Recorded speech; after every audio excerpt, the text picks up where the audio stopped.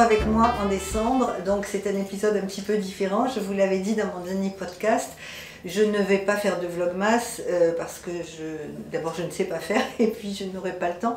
Et puis de toute façon je pense que bon, c'est pas tellement intéressant de me voir tous les jours dans mon quotidien parce que j'ai pas énormément de choses à vous présenter.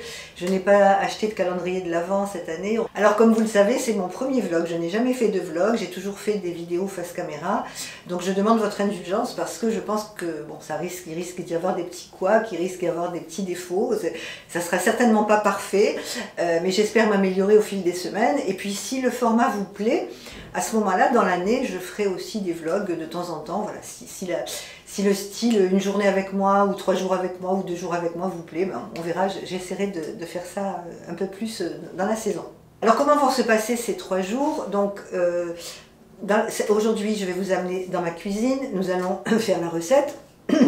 Mercredi, ça va être une vidéo un peu classique puisque je vais vous montrer, je vais vous parler tricot et puis je vais vous montrer la décoration de ma maison. J'ai fait l'arbre de Noël, il me reste la crèche à faire que je n'ai pas encore faite, je vais la faire dans la semaine. Et puis je vais vous montrer un peu la déco dans mon salon, ce que j'ai fait. J'ai fait une déco assez minimaliste quand même, tout simplement parce que j'ai pas une grande pièce et puis le jour de Noël nous serons quand même 12. Et avec des petits, voilà, j'avais pas envie que ce soit trop chargé en déco parce que les petits mettent les mains partout et parce que pour Noël il y aura mes filles, il y aura mes gendres et puis il y aura ma petite fille et il y aura aussi les enfants de mon gendre qui a 2 petits qui ont 8 ans, 7 ans et 5 ans. Donc ça va faire du monde à la maison et ça va faire des petits à la maison. Donc c'est vrai qu'il y aura déjà les cadeaux. Donc moi, hormis l'arbre et la crèche, je ne fais pas énormément de décoration. J'ai essayé de faire quelque chose d'un petit peu joli dans le salon et tout ça, je vais vous le montrer. Et le dernier jour, nous irons en balade à Montpellier. Et la semaine prochaine, alors j'ai déjà pensé un petit peu à ce que j'allais vous concocter la semaine prochaine, je vous amènerai plus dans la nature. Puisque moi j'ai la chance de vivre dans un endroit quand même assez agréable. Je vis dans un tout petit village entre Montpellier et la mer. Je suis à un quart d'heure en voiture de Montpellier et je suis à 3 minutes de la mer en voiture et j'y vais en vélo. En vélo je suis à 10 minutes de la mer. Et autour de moi, j'ai des étangs avec pas mal d'animaux, il y a des taureaux, il y a des chevaux. Donc voilà, la semaine prochaine, je vous amènerai en pleine nature. Mais cette semaine, je vous amène en ville. Voilà, donc écoutez, ce vlog va commencer. J'espère qu'il vous plaira. J'espère que je vais réussir à faire ce que je voudrais faire. Et en tout cas, ben, si c'est pas terrible, je rectifierai le tir plus tard. Alors concernant la cuisine, je vous avais annoncé une recette asiatique légère. Et en fait, je ne vais pas pouvoir vous la proposer cette semaine, mais promis, vous l'aurez la semaine prochaine. Tout simplement parce que je n'ai pas les ingrédients nécessaires. Et vous savez, quand on sort un peu de l'ordinaire, quand on fait des recettes un peu exotiques, on a besoin d'ingrédients que souvent on n'a pas bon, voilà, au quotidien. Donc je n'ai pas eu le temps d'aller faire les courses, parce que je voulais vraiment tourner cette vidéo cette semaine, sinon j'aurais pris trop de retard. Donc je vais vous proposer une recette un peu plus roborative, mais notamment délicieuse.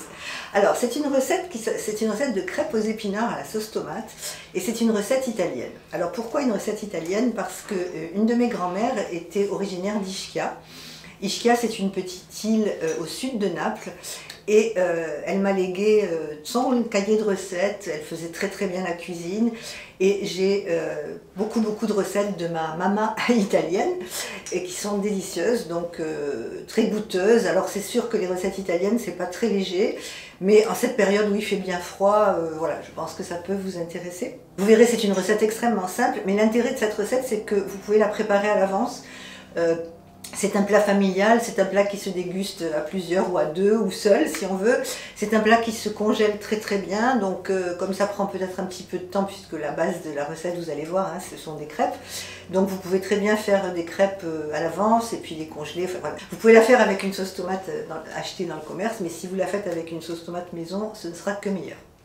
Alors, la recette sera à télécharger sur le blog de mon chéri. Alors, si vous ne savez pas, mon chéri a un blog de pâtisserie et de cuisine. Je vous mets bien sûr tous les liens. Et la recette est sur son blog, donc vous n'aurez qu'à cliquer, vous pourrez la télécharger, mais de toute façon, je vais vous la filmer. Ça sera rapide, hein, parce que c'est pas très difficile, et puis je ne veux pas que la vidéo dure des heures, mais voilà, je vais essayer parce que, comme je vous l'ai dit, hein, c'est mon premier vlog, c'est ma première recette de cuisine en vidéo, donc voilà, je vais faire comme je peux. Donc, on va partir pour une première journée de cuisine, et c'est parti.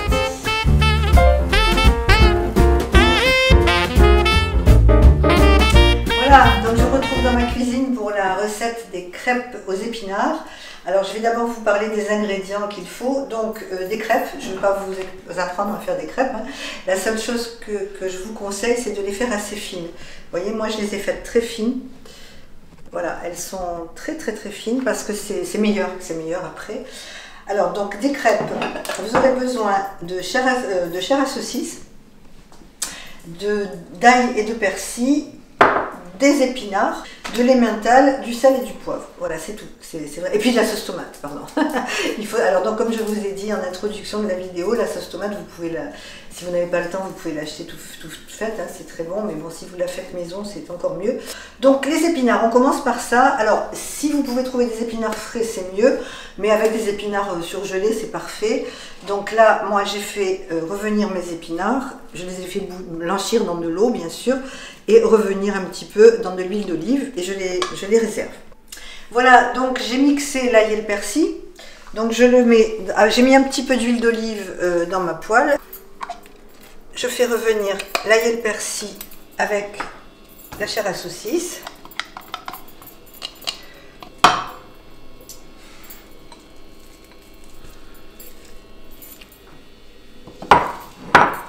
Voilà, je la fais revenir 10 minutes à peu près.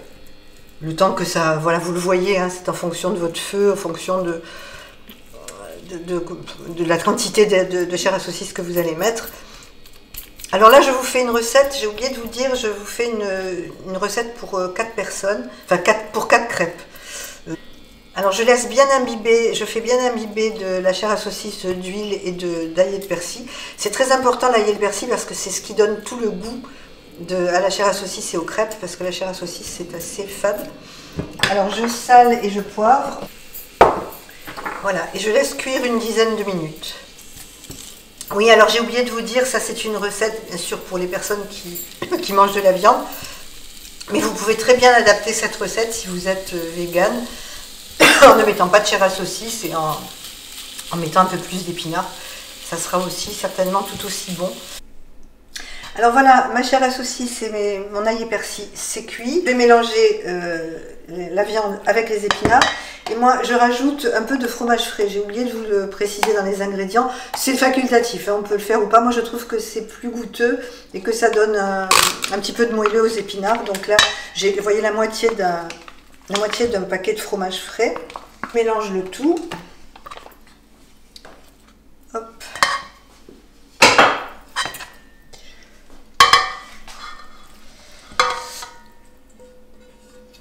Voilà, ça vous fait une petite farce.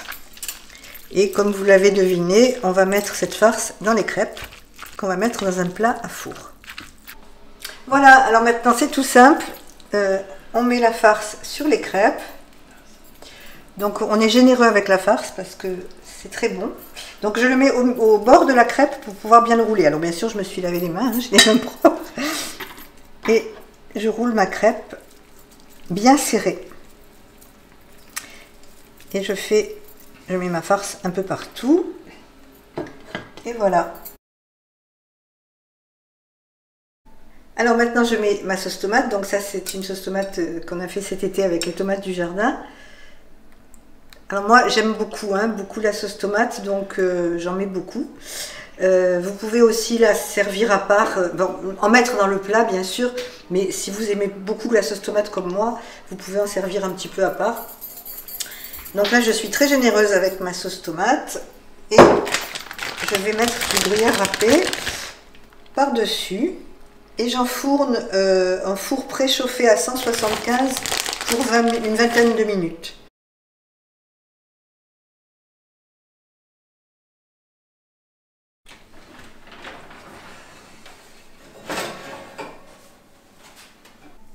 Voilà, j'espère que vous allez vous régaler avec cette recette. Donc n'hésitez pas à aller sur le blog Tentation Gourmande et vous allez pouvoir télécharger cette petite recette de crêpes aux épinards.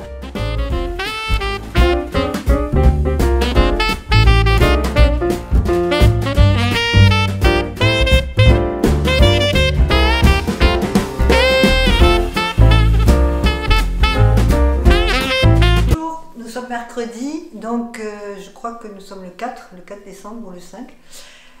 Aujourd'hui c'est décoration de la maison, donc décoration du sapin, décoration du salon, et puis vous verrez quelques vues de magasins où je suis allée faire un petit peu de shopping pour ma déco. Ça va être assez rapide, ce sont simplement des vues de la décoration de la maison, et je vous retrouve jeudi pour une journée bavardage. C'est parti.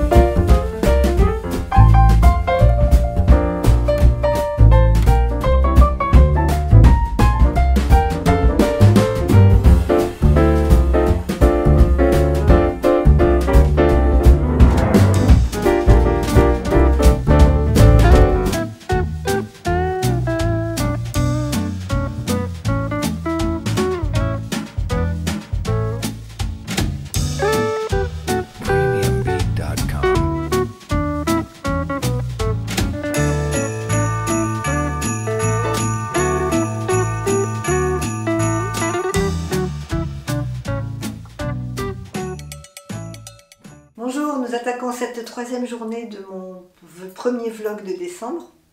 Comme je vous l'ai dit au début, c'est la première fois que je fais un vlog, donc je demande votre indulgence, je continue à demander, parce que je ne sais pas du tout si ça va vous plaire, comment ça va se passer. Alors aujourd'hui, ça va être une journée un peu spéciale, puisque là je vais vous parler un petit peu couture et tricot. Je vais vous amener avec moi la capitale, c'est-à-dire à Montpellier. Et là, je n'ai pas vu les illuminations de Noël, je n'ai pas vu le marché de Noël. Je me suis laissé dire que c'était magnifique cette année. Ils l'ont fait sur la place du Pérou, pour celles qui connaissent la région.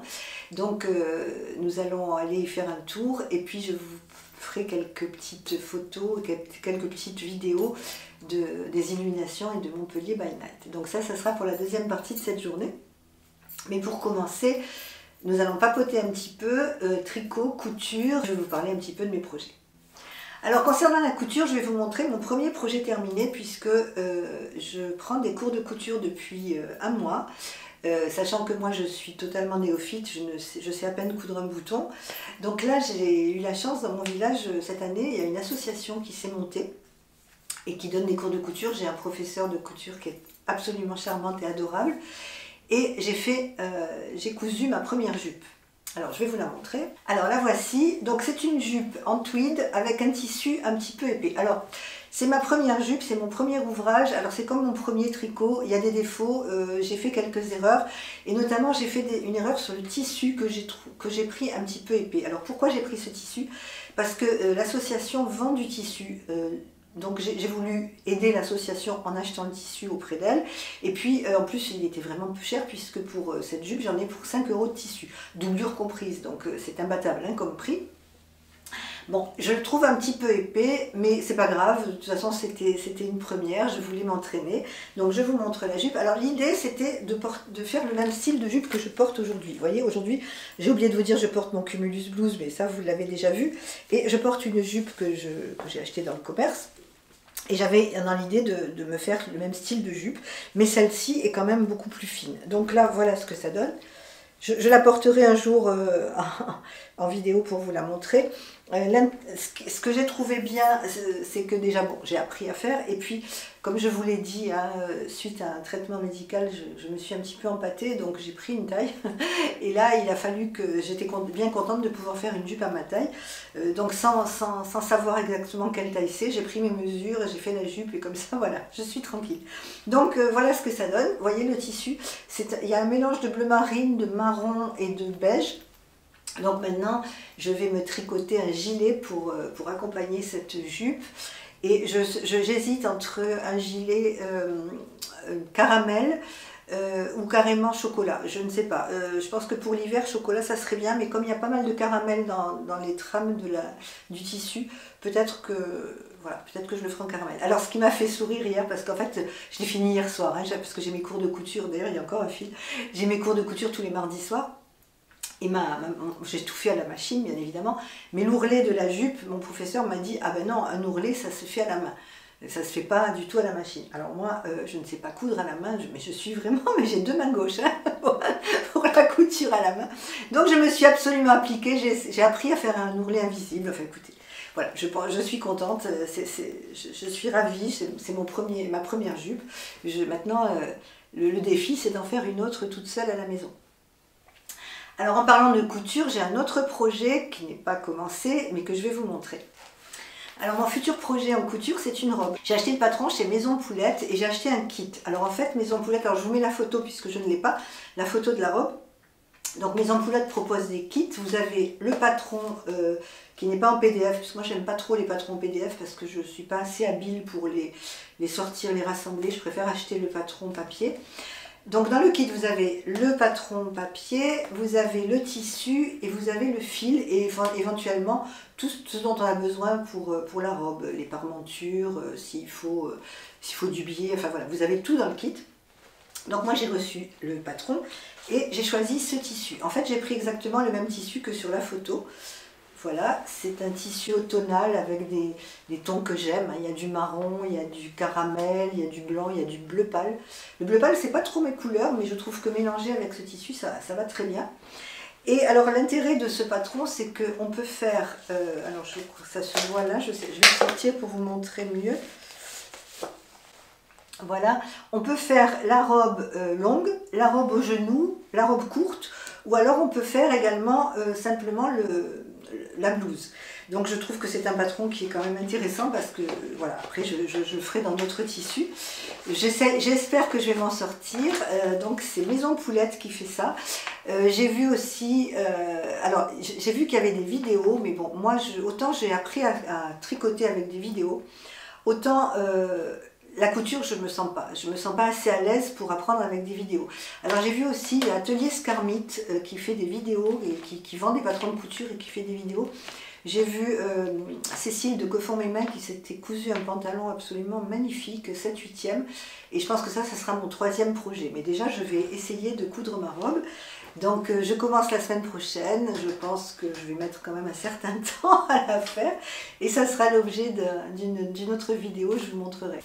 Alors je vous avais dit dans mon dernier podcast que je n'achetais plus de laine, que c'était terminé, que j'avais trop de laine, mais c'était sans me laisser influencer par Mélanie, les aiguilles aventurières, qui a commandé des écheveaux du coloris Sinaï chez Au Fil d'Horus. Alors, Au Fil d'Horus, j'en entends beaucoup parler puisqu'il a ses Claudettes, hein, comme dit Mélanie, qui en parle énormément. Bon, je pense que c'est quelqu'un de très talentueux, de ce que je vois, c'est quelqu'un de très talentueux.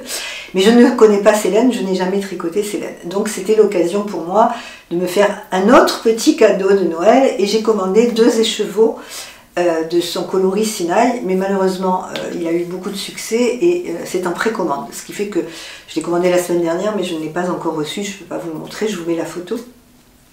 Et ça me fera plaisir également de connaître, de découvrir les laines de Didier Au Fil d'Horus, puisque j'en entends beaucoup parler et que je n'ai jamais tricoté ces laines, je ne connais pas, donc voilà, ça sera l'occasion. Et justement, comme je vous ai dit qu'en 2024 j'avais commencé un châle, je pense que ce coloris Sinaï sera parfait pour un châle que je veux commencer, puisque je n'ai jamais fait de grand châle encore. Donc voilà, ça fait partie des objectifs de 2024, mais on en reparlera dans le vlog la semaine prochaine. Je vous ferai un petit florilège de tout ce que j'ai envie de tricoter, vous allez voir, c'est épouvantable. Il y en a trop, il y en a beaucoup trop. Love Note a un petit peu avancé, donc vous savez que c'est un Love Note que je fais en collaboration, je fais en même temps en cale avec Mélanie des Aiguilles Aventurières. Je vous en ai parlé dans mon dernier podcast, donc je pense qu'elle a bien avancé aussi. J'ai fini le corps, donc je le fais dans les laines de Houliette. Alors, dans mon dernier podcast, je vous avais dit que c'était le coloris Bougainvilliers. Mais c'est pas du tout le coloris Bougainvilliers, c'est moi qui l'ai appelé Bougainvilliers. Le coloris c'est Barocco. Et je l'ai fait dans un moitié mohair et moitié fingering. Donc voici ce que ça donne. Le corps est terminé. J'ai fait des cottes 1-1 ou 2-2. Non, j'ai fait des cottes 1-1. Voilà, et puis j'ai commencé les manches. Alors, je ne sais pas pour vous, mais moi, chaque fois que je commence les manches, je trouve que c'est interminable. Est-ce que c'est parce que j'ai envie que le pull se termine? Est-ce que c'est parce que c'est fait sur des petites aiguilles? Je ne sais pas. Mais j'ai l'impression que les manches n'avancent pas, que je mets un temps fou à faire les manches. Enfin, bon. Je suis ravie de ce pull, hein. Je vous en ai déjà parlé. Bon, je ne l'ai pas fait très très long, mais je pense qu'au blocage, je vais le tirer un petit peu. On le fait avec Mélanie, donc on vous en parlera. On va essayer de tourner une vidéo à deux en visio, hein, je ne sais pas comment on va se débrouiller, mais on va y arriver. Et comme ça, on vous montrera nos deux versions, on vous expliquera un peu la construction du pull, et que ça sera dans très peu de temps, parce que ce pull, j'ai vraiment l'intention de le finir, et j'ai vraiment l'intention de le porter à Noël. Alors c'est mon premier Love Note, je suis certaine que ça ne sera pas le dernier. Alors maintenant, trêve de blabla, nous allons prendre ma voiture et je vous amène avec moi à Montpellier pour visiter le marché de Noël et voir les illuminations.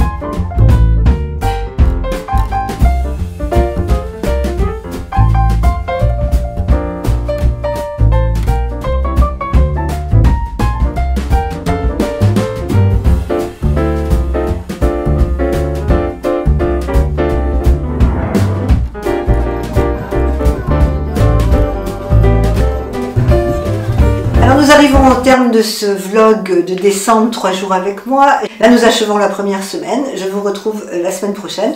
Parce que pourquoi je n'ai pas fait de vlogmas tous les jours?